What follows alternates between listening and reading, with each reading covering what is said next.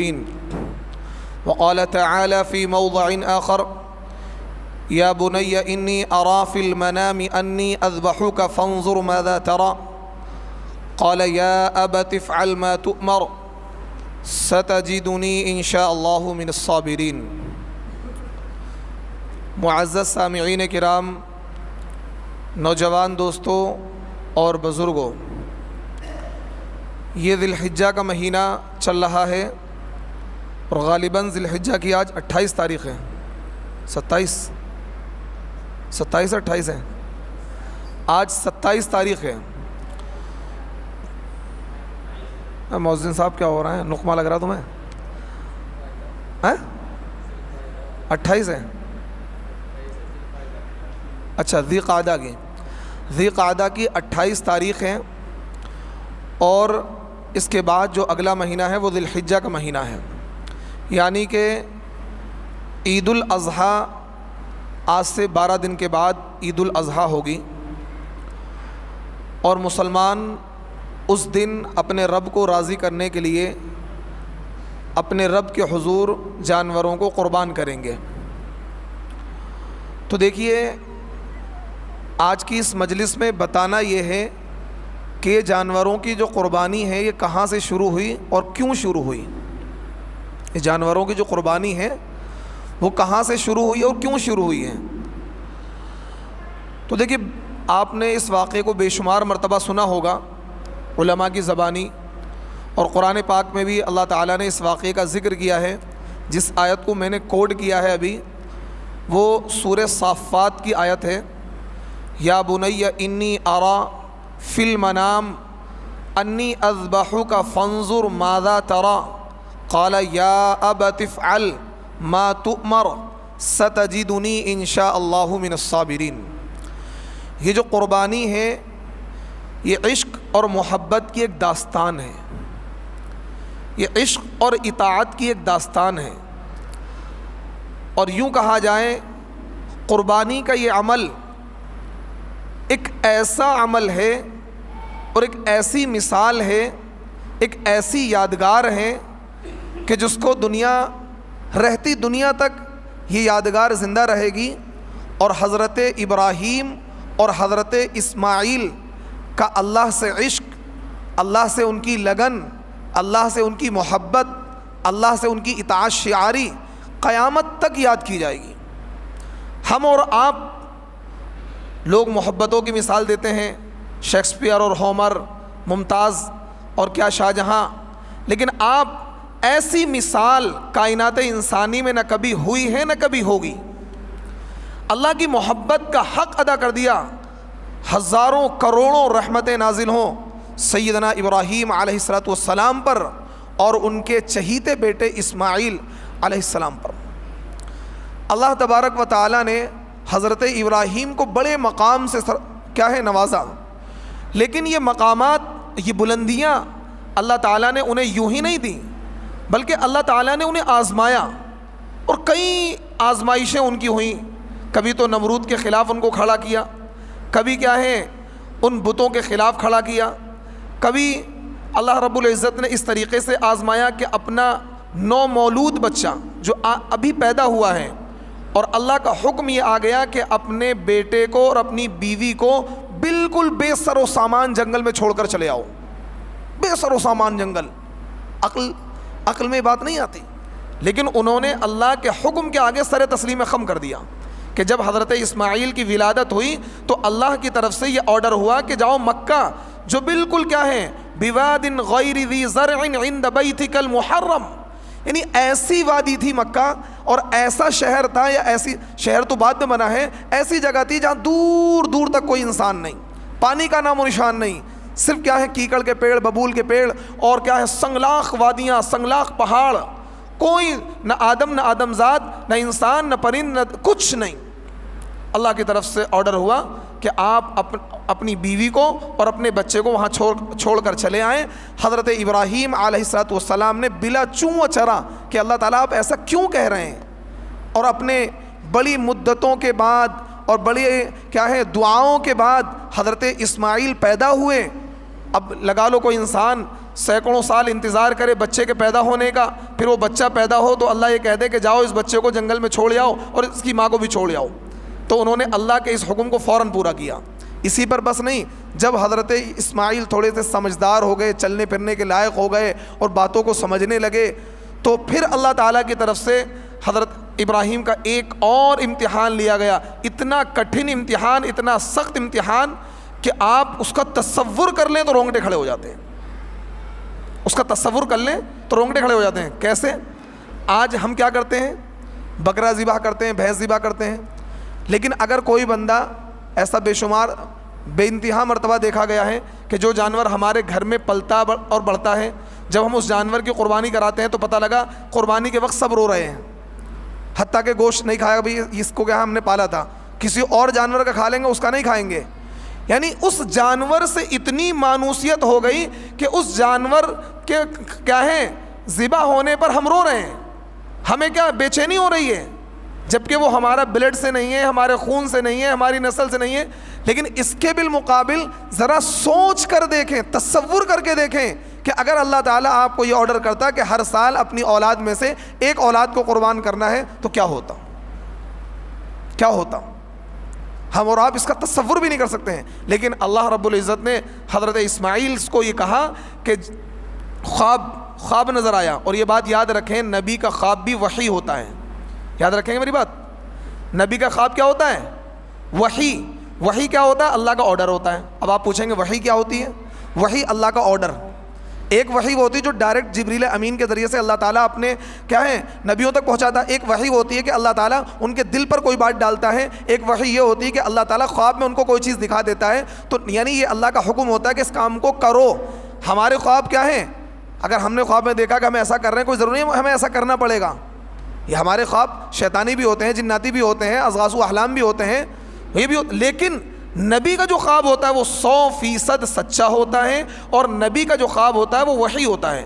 تو حضرت ابراہیم علیہ السلام کو خواب میں اشارہ دیا گیا، یا بنی انی ارا فی المنام، کہ بیٹے میں، اور انہوں نے اپنے اس خواب کو اپنے بیٹے سے شیئر کیا، اپنے بیٹے سے بھی شیئر کر دیا، اور انہوں نے کہا کہ بیٹے میں نے خواب میں یہ دیکھا ہے کہ میں تم کو ذبح کر رہا ہوں، یا بنی انی ارا فی المنام انی اذبحک، میں تمہیں ذبح کر رہا ہوں، بتاؤ میرے بیٹے تمہاری کیا رائے ہے؟ فانظر ماذا ترى، کیا رائے ہے تمہاری، کیا مشورہ دینا چاہو گے؟ اے ہے قربان جائیے اس محبت پر، اس ادا پر، اس عشق پر۔ جتنے عاشق حضرت ابراہیم تھے اس سے کہیں زیادہ عشق میں لبریز کیا ہے؟ اللہ کی محبت میں ڈوبے ہوئے حضرت اسماعیل تھے۔ ابھی بچے ہیں، زیادہ سمجھداری نہیں ہے، لیکن انہوں نے کیا جواب دیا؟ آپ ان کا جواب سنیے۔ انہوں نے کہا یا ابت افعل ما تؤمر ستجدنی ان شاء اللہ من الصابرین، اے میرے ابا جان، اے میرے ابا حضور، اللہ تعالیٰ جس چیز کا آپ کو حکم کر رہے ہیں آپ اس کام کو کر گزریے، اس میں کیا ہے بالکل بھی نہ سوچئے۔ یا ابت افعل ما تؤمر ستجدنی ان شاء اللہ من الصابرین، اگر اللہ نے چاہا تو آپ مجھے بھی صبر کرنے والا پائیں گے۔ کیا عشق، یہ ہے عشق، اسے کہتے ہیں عشق۔ آپ دوسروں کی محبت کا تذکرہ کرتے ہیں اور یہ محبت فون والی محبت کا تذکرہ کرتے ہیں، یہ ہے عشق، یہ ہے اطاعت، اسے کہتے ہیں عشق۔ اصلی عشق یہ ہے، یہ عشق ہمیں کرنا چاہیے اللہ سے، اللہ کے حکم کے آگے سر تسلیم خم ہے۔ آج تو لوگ کیا ہے شریعت کی بات میں لاجک تلاش کرتے ہیں، بھئی اس میں کیا لاجک ہے، یہ اس میں کیا ہے۔ آج ایسے بہت سے دہریے قسم کے مسلمان اور لبرل قسم کے مسلمان اور مستشرق قسم کے مسلمان، مغرب زدہ مسلمان یہ بات کہنے لگے بھئی قربانی کا کیا فائدہ ہے۔ ایسے بہت سے مسلمان ملیں گے جو کہیں گے بھئی کیا ضرورت ہے، لاکھوں کروڑوں روپیہ پوری دنیا میں خرچ ہوتا ہے، جانور ذبح ہوتے ہیں، انہی لاکھوں کروڑوں روپے کو اکٹھا کر کے کیا ہے کسی غریب کو دے دو، غریب بچیوں کی شادیاں کروا دو، یا غریب بچوں کے مکان بنوا دو، غریب لوگوں کے مکان بنوا دو، یا ان کی ضرورتوں کو پورا کر دو۔ ایسی باتیں باقاعدہ میڈیا پر بیٹھ کر زیر بحث آتی ہیں اور غیر مسلم نہیں کرتے ہیں۔ یاد رکھنا اس بات کو، جب بھی قرآن پر، اسلام پر، نبی کی شخصیت پر اعتراض کیا ہے تو ان مسلمانوں نے کیا ہے جو لبرل ہوتے ہیں، جو سیکولر اپنے آپ کو کہتے ہیں، جو دہریہ قسم کے ہوتے ہیں، جو مغرب زدہ ہوتے ہیں اور ماڈرن ایجوکیشن کو حاصل کر کے دین سے دور ہو کر وہ نبی کی ذات پر، قرآن پر یا نبی کی شخصیت پر یا قرآن کے احکام پر اعتراض کرتے ہیں۔ یہ جو اعتراض ہے قربانی کے اوپر، جاوید غامدی اس طرح کا اعتراض کرتا ہے، پاکستان میں بیٹھا ہوا شخص جاوید غامدی، اور بے شمار کیا ہیں جو اپنے آپ کو اسکالر کہتے ہیں، وہ اعتراض کرتے ہیں کہ بھائی لاکھوں کروڑوں روپے کے جانور ذبح ہوتے ہیں، اور کروڑوں اربوں روپے کے، بلکہ اگر ان اربوں روپوں کو چند لوگ قربانی کر دیں، باقی اس پیسے کو اکٹھا کر کے آپ کیا کریں، غریبوں کی مدد کرتے ہیں۔ یہ لاجک دیتے ہیں، کیا دیتے ہیں؟ لاجک۔ اب میں ایک لاجک دوں گا، آپ ان کا جواب دیں گے، بہت آسان جواب ہے۔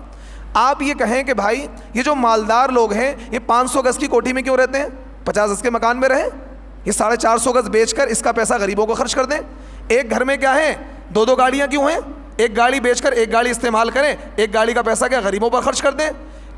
ایک گاڑی کیا ہے، BMW 1.5 کروڑ روپے کی ہے، اور ایک کیا ہے، اوڈی ہے، آپ 4 لاکھ کی کیا ہے کوئی سستی سی کار استعمال کریں اور اس کا ہے مہنگی والی کار بیچ کے غریبوں کو خرچ کر دیں۔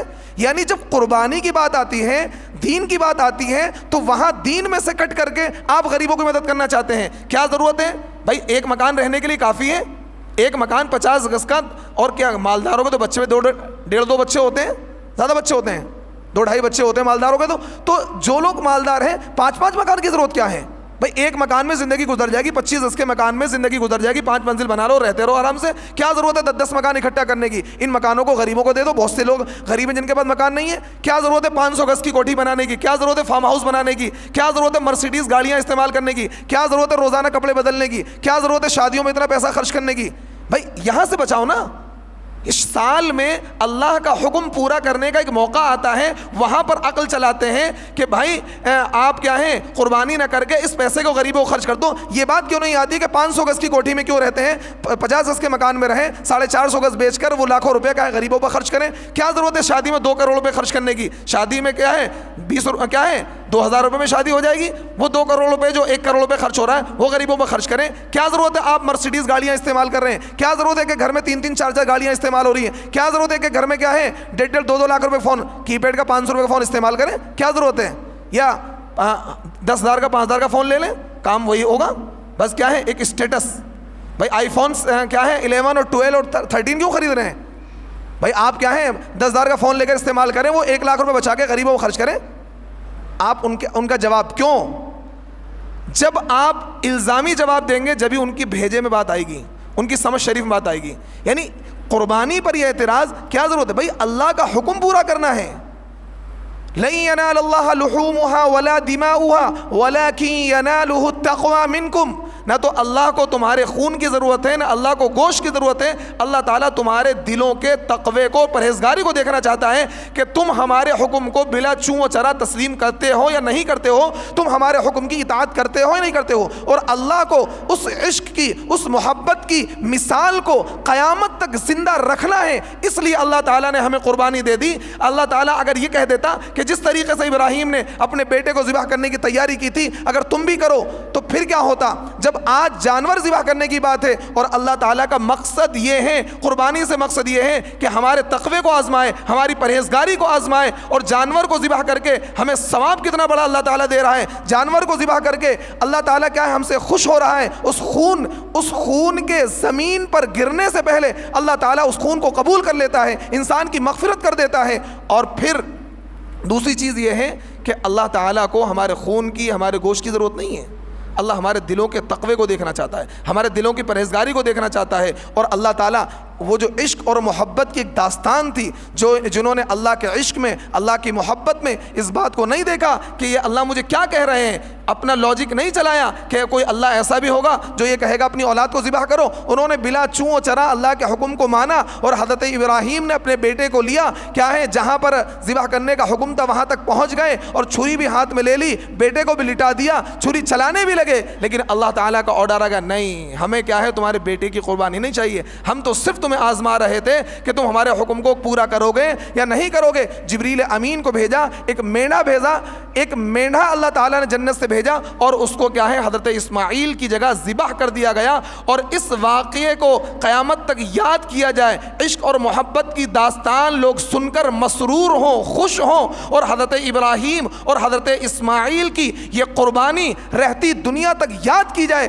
اس لیے اللہ رب العزت نے قربانی کا فلسفہ ہم کو دیا کہ جب جب ہم جانور ذبح کریں گے تب تک ہمیں کیا ہے حضرت ابراہیم اور حضرت اسماعیل کی وہ محبت, وہ اللہ سے عشق ہمیں یاد آئے گا. اگر یہ قربانی کی سنت اللہ تعالیٰ زندہ نہ کرتے تو اس واقعے کو ہم ہر سال بیان نہ کرتے, یہ بھول بھلیوں میں چلا جاتا. اللہ نے قرآن میں بیان کر دیا تاکہ قرآن قیامت تک باقی رہے گا. اللہ نے قربانی دے دی تو ہر سال انسان کے ذہن میں خیال آئے گا, اوہو میرے رب یہ تیرا کتنا بڑا کرم ہے کہ تو نے ہمیں یہ حکم دیا ہے کہ جانور ذبح کرنا ہے, یہ حکم نہیں دیا ہے کہ بیٹا ذبح کرنا ہے. یہ اللہ کا کرم ہے, اللہ ہماری فطرتوں سے واقف ہے.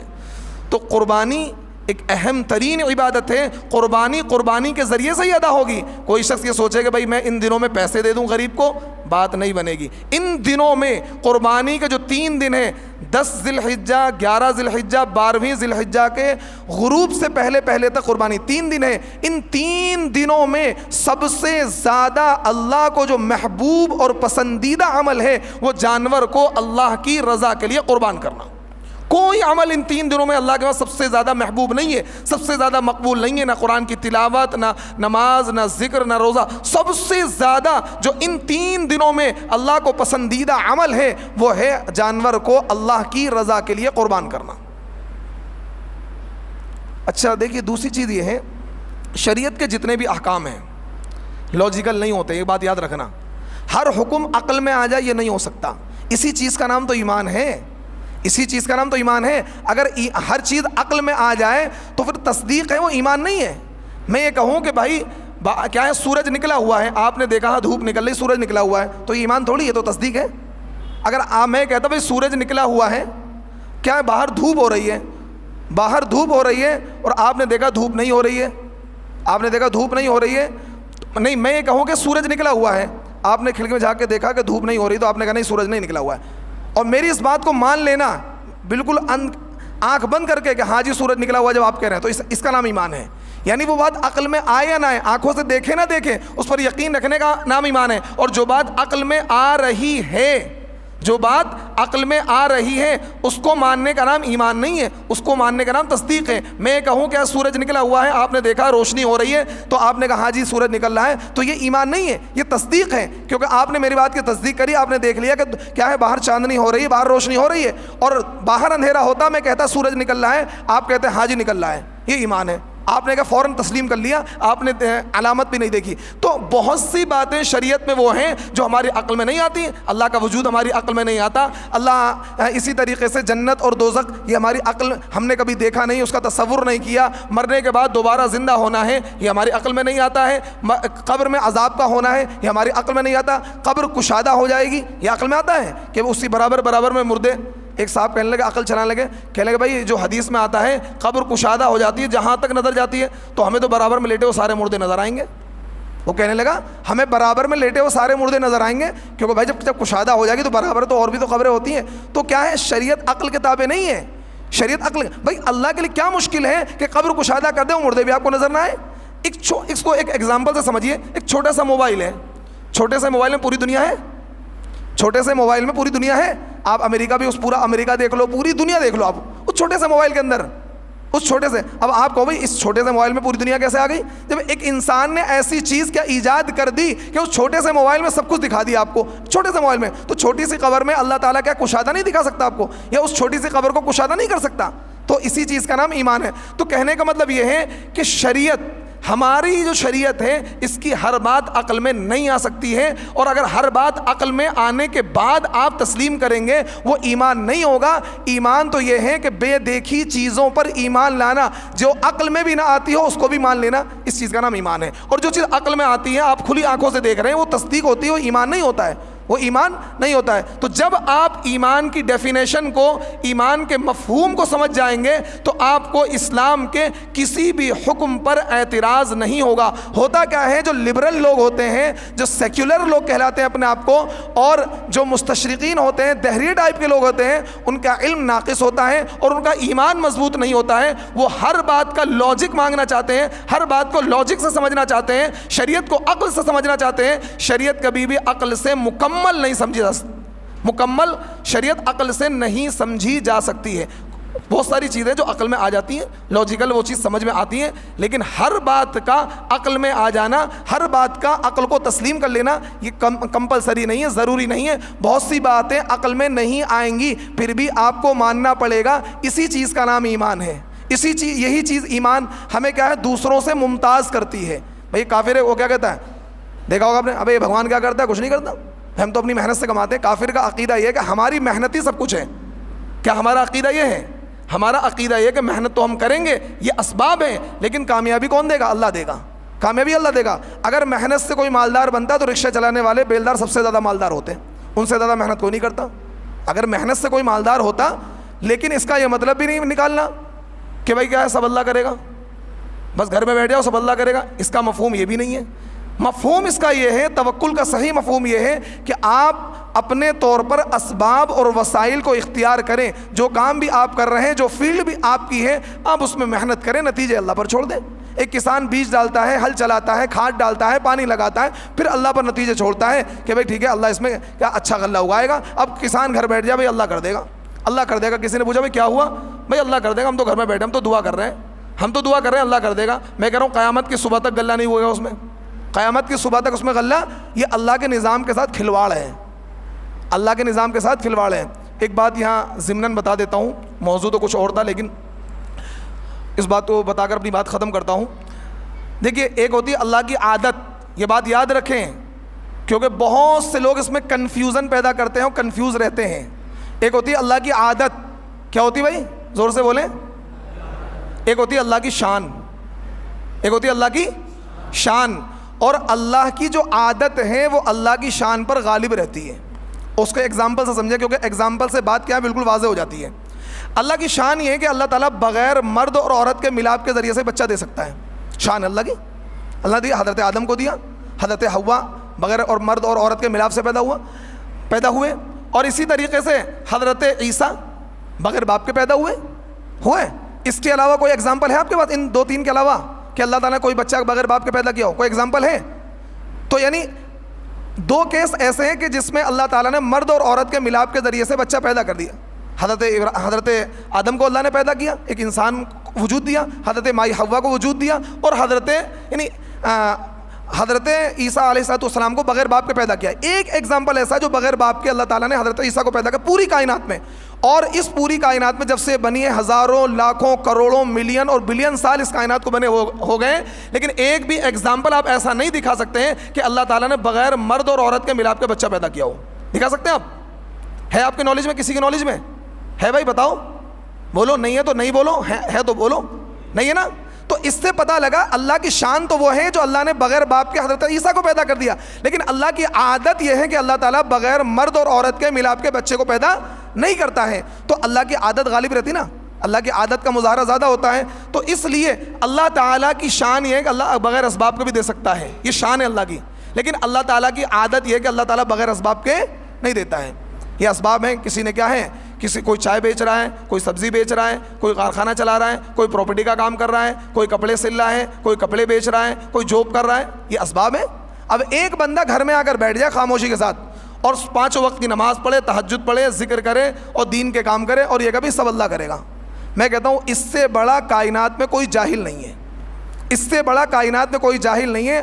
اسباب اور وسائل کو اختیار نہ کریں اور یہ کہیں کہ اللہ کرے گا، میں کہہ رہا ہوں قیامت کی صبح تک اس سے کچھ نہیں ہو سکتا۔ یہ اللہ کا نظام ہے، ایسا کرنا یہ اللہ کے نظام سے بغاوت ہے، اللہ کے سسٹم سے بغاوت ہے۔ اللہ نے ایک سسٹم بنایا کہ تم اسباب کو اختیار کرو، لیکن فقط اسباب کو ہی سب کچھ مان لینا یہ بھی غلط ہے۔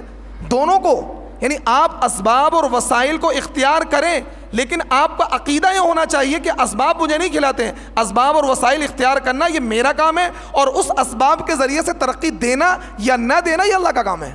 بات سمجھ آ رہی ہے؟ یعنی اسباب کو اختیار کرنا، یہ اللہ نے ہمیں ذمہ داری بتائی، تمہیں تو اسباب کو اختیار کرنا پڑے گا۔ اب اس میں اس اسباب کے ذریعے سے روزی کبھی ملتی بھی کبھی نہیں ملتی ہے۔ ایک بندہ کاروبار کرتا ہے لاس ہو جاتا ہے، اور ایک بندہ کاروبار کرتا ہے اس سے فائدہ ہو جاتا ہے۔ تو اس سے پتہ لگا ہمارا کام کیا ہے، اسباب کو اختیار کرنا۔ ہمارا کام کیا ہے، اسباب کو اختیار کرنا، نتیجے دینا اللہ کا کام ہے، اسباب سے راہ فرار اختیار نہیں ہونی چاہیے۔ تو اس لیے یہ بات یاد رکھنا، میرے استاد نے حدیث کے درمیان یہ بات کہی تھی کہ دیکھو ایک اللہ کی عادت ہوتی ہے، ایک اللہ کی شان ہوتی ہے۔ اللہ کی عادت کیا ہے، اللہ کی شان پر غالب رہتی ہے۔ کسی بزرگ کے بارے میں آپ نے پڑھ لیا، کسی اللہ والے کے بارے میں کہ بھائی ان کا کچھ نہیں تھا، وہ غیب سے انتظام ہوتا تھا، روٹی آ جاتی تھی، سالن آ جاتا تھا، ایسے واقعات ہیں۔ لیکن بھائی پہلے ویسے بنو تو۔ ہمارا ایمان تو یوں ہے کہ باہر کوئی نکلے اور ایک تھپڑ مارے جے شری رام بلوائے تو فوراً بول دیں گے۔ ایمان تو ہمارا اس درجے کا ہے۔ اور ہم بات کر رہے ہیں ابو ذر غفاری والی، بات کر رہے ہیں صحابہ والی، اور کیا ہے صحابہ کیا ہے، دین کے راستے میں ایسے نکل پڑتے تھے، کچھ نہیں ہوتا تھا۔ ارے بھائی وہ صحابہ تھے، ان کا ایمان کس درجے پہنچا ہوا تھا، وہ ایک مہینہ بھوکے رہ کر بھی ایمان سے نہیں پھر سکتے تھے۔ ہم تو صبح سے شام تک نہ ملے تو واویلا کرنے لگ جائیں گے۔ تو پہلے اس درجے کا ایمان ہو۔ حضرت شیخ زکریا رحمۃ اللہ علیہ نے فضائل اعمال میں جو فضائل صدقات لکھی ہے، پورے بہت سارے واقعات بزرگان دین کے ایسے نقل کیے انہوں نے کہ ایک بزرگ تھے، کوئی کاروبار نہیں تھا، بزنس، اللہ کے بھروسے بیٹھے رہتے تھے، کبھی کیا ہے ایک دسترخوان بچھا کھانا آ گیا، کبھی کسی نے، ایسے واقعات ہیں بزرگان دین کے۔ تو اخیر میں جب آپ بالکل فائنل پڑھ کے نکلیں گے، اخیر کو جو پیج ہیں، حضرت شیخ زکریا نے وضاحت بھی اس بات کی کری ہے کہ بھائی ان واقعات سے کوئی یہ مطلب نہ نکالے کہ اسباب کو چھوڑ دیں، پہلے اس درجے کا ایمان تو بنا لے، اس درجے پر فائز تو ہو جائے۔ اب ایمان تو یہ ہوتا ہے کہ ہم 100-200 میں نیت خراب کر لیتے ہیں، اور ہم بات کرتے ہیں کہ شیخ عبد القادر جیلانی والی اور بڑے بڑے بزرگان دین والی۔ تو کہنے کا مطلب ہے ہم جیسے لوگوں کے لیے، ہم جیسے کمزور ایمان والوں کے لیے تو یہ ہے اسباب کو اختیار کریں اور کیا ہے نتیجے اللہ پر چھوڑیں، اور اسباب کو ترک کرنا یہ ہم جیسے لوگوں کے لیے کیا ہے جہالت ہوگی، نادانی ہوگی۔ اللہ تعالیٰ ہم سب کو اعمال صالحہ کی توفیق عطا فرمائے، اور قربانی کی اہمیت کو، عظمت کو سمجھنے کی توفیق عطا فرمائے۔ وآخر دعوانا